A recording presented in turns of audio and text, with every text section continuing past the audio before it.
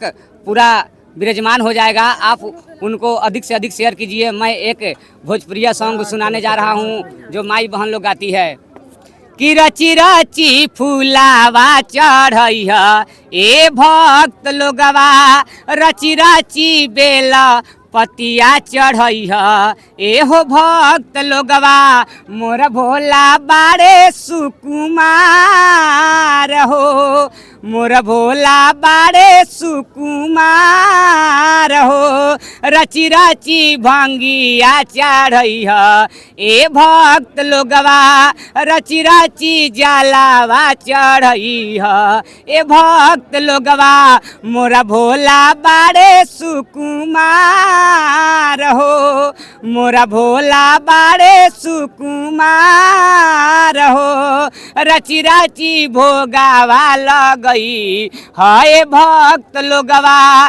रची रची भोगावा लगई हाय भक्त लोगवा, मोरा भोला बाड़े सुकुमार हो, मोरा भोला बाड़े सुकुमार हो। अच्छा एक बात बताइए, अगर जो लोग नहीं आया है वो लोग आना चाहता है तो उन लोगों को क्या संदेश देना चाहते हैं? जो लोग नहीं आए हैं अगर बाबा को दर्शन करना चाहते हैं तो इनके चैनल से आप जुड़ सकते हैं और बाबा का साक्षात दर्शन कर सकते हैं, स्वयं दर्शन कर सकते हैं आप लोग। बहुत बहुत धन्यवाद। इसी पे वीडियो को हम समाप्त करते हैं।